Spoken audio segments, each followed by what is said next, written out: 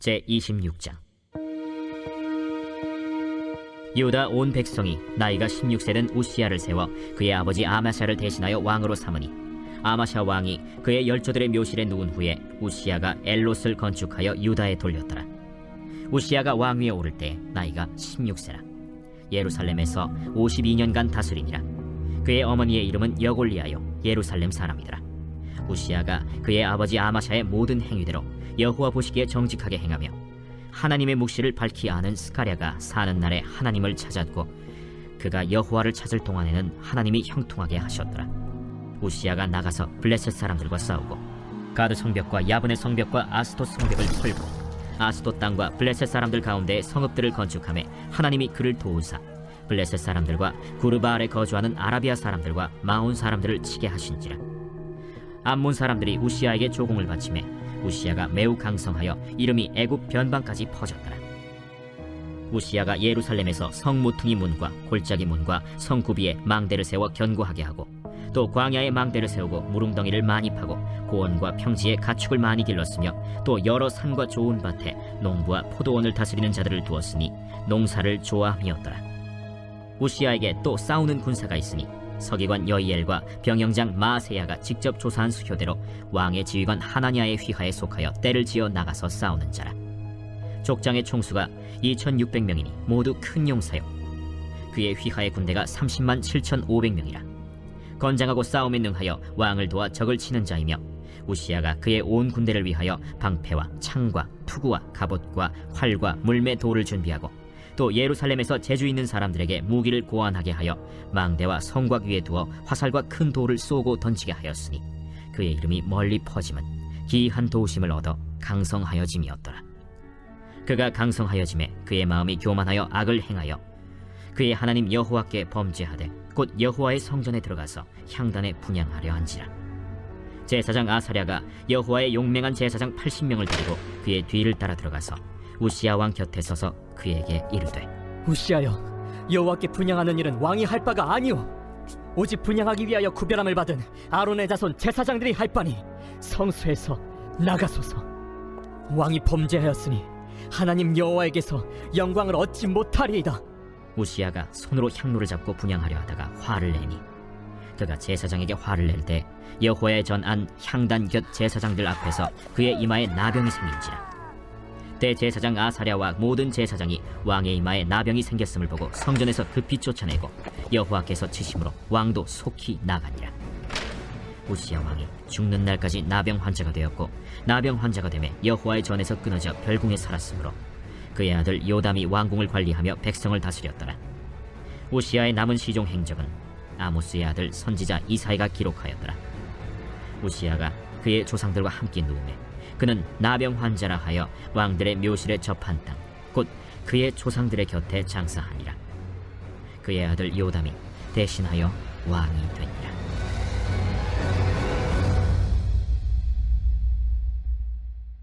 아멘. 할렐루야. 아멘. 오늘도 이 자리에 나오신 우리 모든 성도님들을 주님의 이름으로 축복합니다. 오늘도 말씀으로 또 믿음으로 승리하시는 하루 되기를 다시 한번 축복합니다. 아멘. 네, 아마샤가 어제 말씀에서 보면 아마샤가 죽게 되었습니다. 참 비참한 죽음을 맞이하게 되었습니다. 그가 죽고 남유다의 왕은 그의 아들 우시야가 왕이 됩니다. 우시야는 여호사밧 이후에 등장했던 그런 악한 왕들, 어떻게 보면 비록 이 악하게 평가를 받았던 그 왕들이 있죠. 여호람, 아하시야, 요아스, 아마샤. 그들과는 좀 달리 비교적 선한 왕으로 평가됩니다. 그래서 1절에 보면 그는 16세의 어린 나이에 왕이 되게 되는데요, 당시 아마샤가 북이스라엘과의 전쟁에 포로로 끌려갔다가 그래서 아마샤를 대신해서 어린 나이에 왕이 된 것이죠. 그런데 이 북이스라엘 왕 요아스가 죽게 되자 아마샤는 유다로 다시 돌아오게 되었잖아요. 그래서 아버지가 아마샤가 우시야를 대신해 섭정을 하였지만 이 백성들의 모반으로 그가 죽게 되고 우시야는 비로소 단독으로 유다를 통치하게 됩니다. 학자들은 이 기간을 한 16년 정도 된다라고 여기고 있습니다. 그러니까 우시야는 실제로는 32세가 되어서 비로소 왕으로서 이제 제대로 통치할 수 있었다고 말할 수 있겠습니다. 우시아의 통치 전반에 대해서 성경은 이렇게 이야기를 하는데요. 4절과 5절 말씀해 보니까요. 우시아가 그의 아버지 아마샤의 모든 행위대로 여호와 보시기에 정직하게 행하며 하나님의 묵시를 밝히 하는 스가랴가 사는 날에 하나님을 찾았고 그가 여호와를 찾을 동안에는 하나님이 형통하게 하셨더라. 우시아는 하나님 앞에 정직하게 행했다라고 말씀합니다. 특별히 우시아를 함께 돕는 선지자가 있었죠. 스가랴 선지자였습니다. 그의 지도를 받았습니다. 그래서 우시아는 이 스가랴 선지자가 살아있는 동안에는 하나님을 찾았고 또 하나님은 그를 통해서 형통하게 하셨습니다. 그런데 우리가 이 부분에서 또 무언가 불안감이 들어오죠. 이제는 하도 역대 왕들이 잘 되다가도 또 실수하고 범죄하는 모습들을 봤는데 스가랴가 사는 날에 하나님을 찾았다라는 것이죠. 스가랴가 사는 날에 이는 마치 요아스 왕이 생각나게 되죠. 대제사장 여호야다가 살아있을 때 하나님 앞에 정직하게 행했습니다. 그런데 여호야다가 죽은 후에 우상을 숭배했던 그런 아픈 역사가 있지 않았습니까? 그것들이 생각나게 됩니다. 그런데 우시아도 비슷합니다. 마찬가지입니다. 그는 스가랴가 사는 날에는 하나님을 찾았고 하나님 주신 형통함을 누렸습니다. 그래서 우시아 시대에는 하나님이 주신 형통으로 그동안 많이 쇠약해져 있었잖아요. 나라가 국력이나 모든 부분에서 쇠약해져 있던 그 남유다가 다시 강성해지게 됩니다. 자, 먼저 우시아는 영토를 확장했습니다. 6절 말씀해 보니까요. 우시아가 나가서 블레셋 사람들과 싸우고 가드 성벽과 야브네 성벽과 아스돗 성벽을 헐고 아스돗 땅과 블레셋 사람들 가운데에 성읍들을 건축하매. 자, 우시아는 블레셋 새 성읍을 치었습니다. 그리고 거기에 새로운 성읍들을 건축해서 견고하게 하였습니다. 또 7절에 보니까요. 블레셋뿐만 아니라 구르발에 거주하는 아라비아와 마온 사람들도 쳤습니다. 여기서 구르바알이라는 이 지역은 바알의 거주지라는 뜻입니다. 바알의 거주지. 정확히 그곳이 어느 위치인지는 알 수 없지만 바알을 숭배했던 지역임을 의미하고 있는 곳이죠. 구르바알. 그런 우상 숭배 지역도 이렇게 치게 됩니다. 또 8절에서 보니까요. 암몬은 알아서 유다의 조공을 바쳤다. 알아서 이 나라가 강성해지니까요. 이제 알아서 조공을 바치게 됩니다.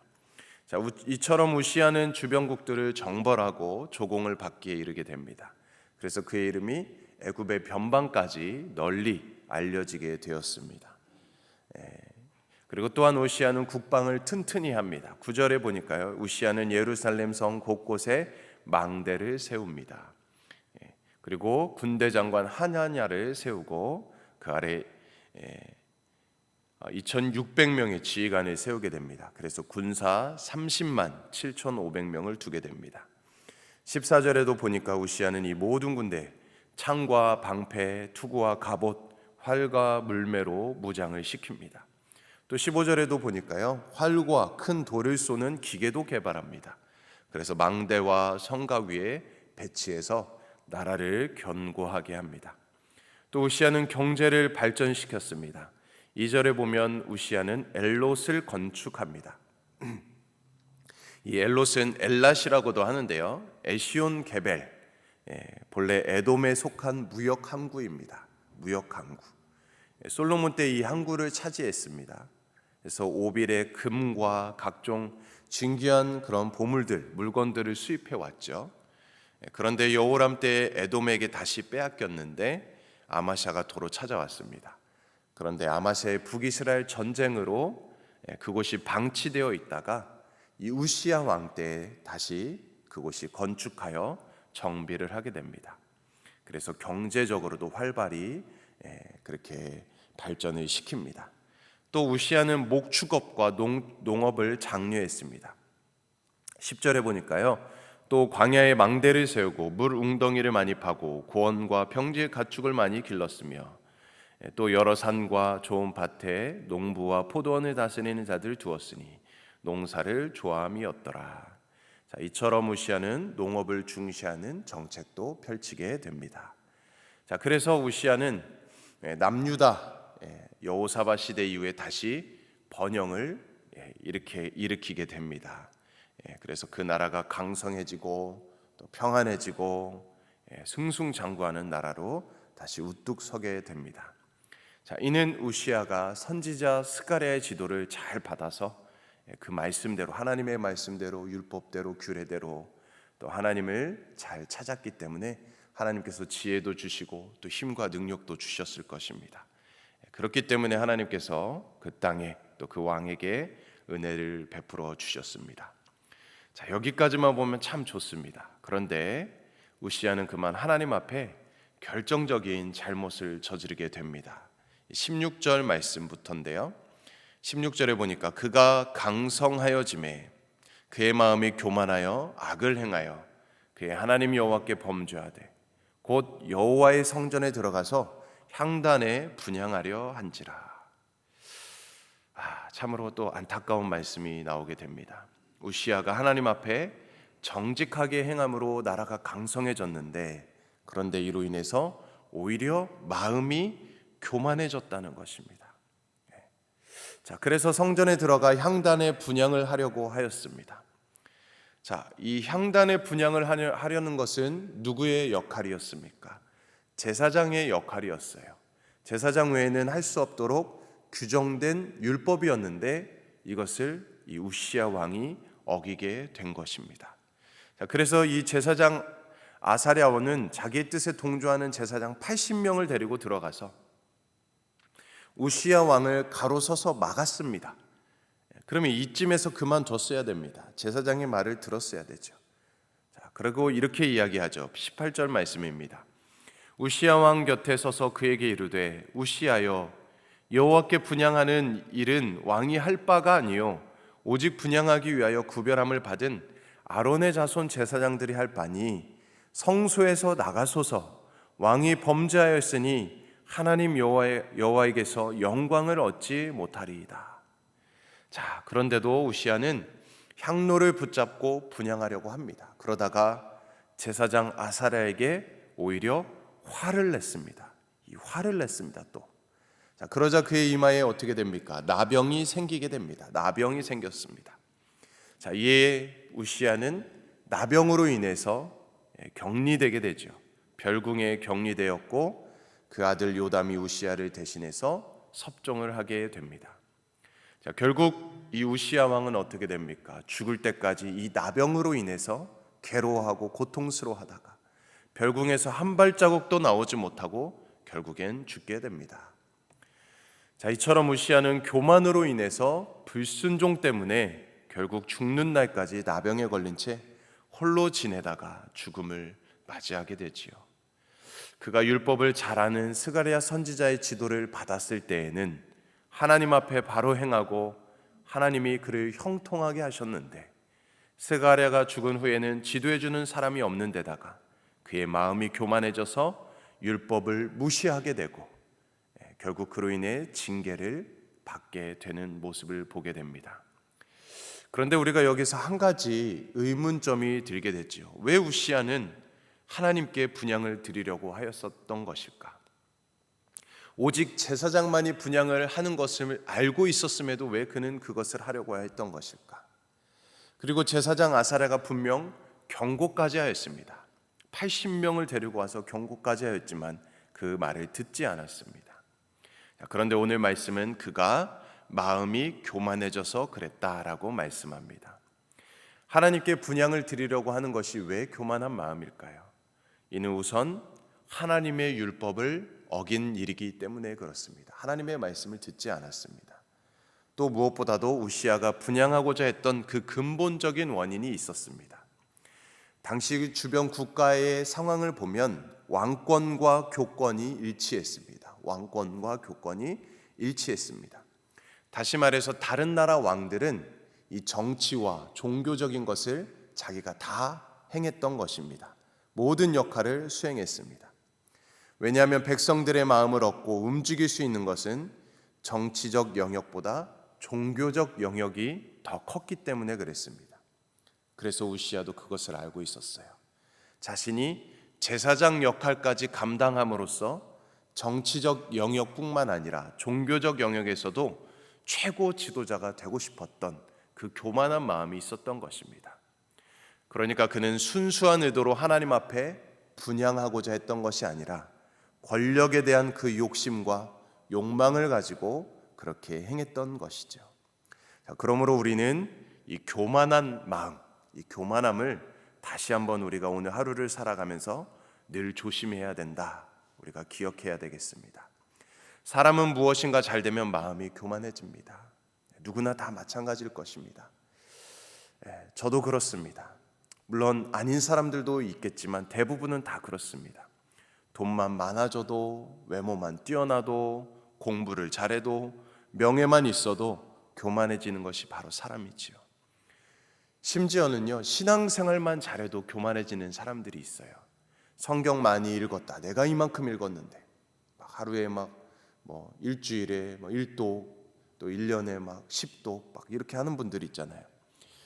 그런데 그것을 가지고 교만한 사람들이 있어요. 또 기도도 내가 많이 한다. 또 내가 은사도 많이 나타내는 것도, 이런 모든 것들이 자칫하면 교만거리가 될 수 있다는 것이에요.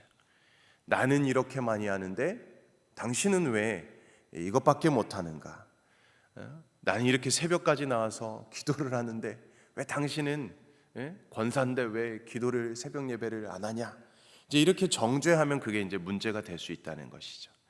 교만, 자칫하면 우리가 이렇게 신앙생활을 잘해도 교만해질 수가 있다는 것을 우리는 늘 경계해야 되겠죠. 심지어 어떤 사람들은 큰 교회 다니는 것으로 교만해지는 사람들도 있어요. 내가 이런 대형 교회를 다니고 있는, 내가 대형 교회 집사야, 권사야, 장로야, 내가 목사야 이러면서 마음이 교만해질 수가 있습니다. 우리는 그런 것들을 늘 경계해야 되겠죠. 이 마음의 교만함. 자고로 인간은 너무나도 쉽게 교만해지는 존재임을 우린 다시 한번 오늘 깨닫고 조심해야 되겠습니다. 잠언 16장 18절의 말씀은 이렇게 이야기합니다.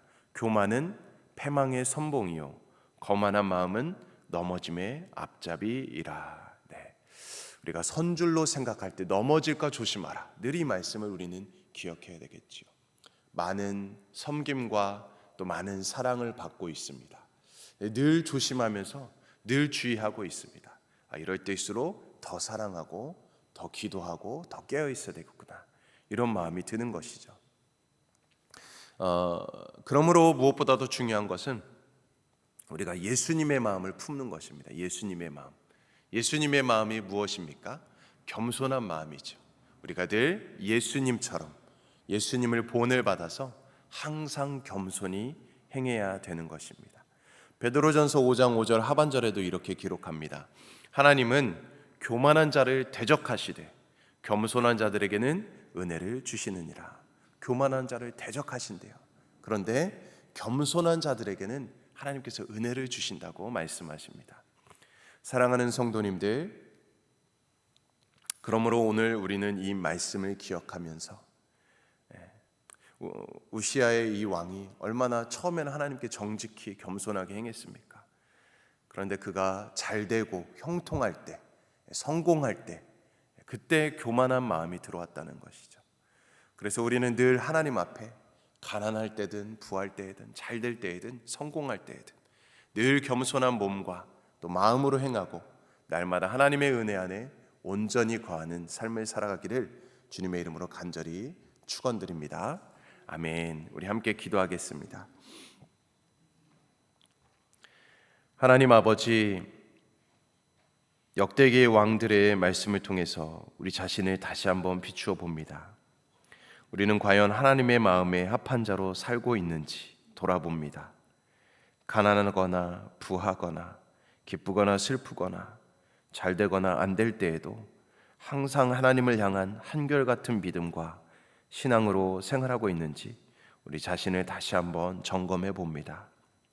오늘 말씀을 통해 다시 한번 깨닫게 하여 주시고 우리를 향한 주님의 마음, 그 사랑을 기억하며 오늘도 그릇된 길로 불순종의 길로 걸어가지 아니하고 하나님만 찾고 부르짖고 하나님만을 바라봄으로써 믿음의 길로, 정직한 길로 걸어갈 수 있도록 인도하여 주시옵소서. 조금이라도 우리 안에 있는 높아지려는 그 교만한 마음과 하나님과 멀어지게 만드는 사단의 유혹으로부터 우리를 보호하여 주시고 안전케 하시고 겸손케 하셔서 온 몸과 마음과 생명을 다하여 주님만 사랑하며 살아가도록 인도하여 주시옵소서. 오늘도 은혜 주심에 감사를 드리며 예수 그리스도의 이름으로 간절히 기도드리옵나이다. 아멘. 오늘은 우리가 오세아니아 아시아 선교를 위해서 기도합니다. 우리 호주의 한진구 최현실, 일본 마크, 레이첼, 또 일본 히로시마 교회 이상훈, 장미숙, OMS 선교회 최춘호 우리 선교사님들을 위해서 기도해 주시고, 또 오늘 우리 담임 목사님 청빙을 위해서도 우리 함께 마음을 모아서 기도해 주시고, 또 특별히 우리 개인과 가정의 기도 제목을 가지고 시간 주님의 이름 세 번 외치며 간절히 기도하겠습니다. 주여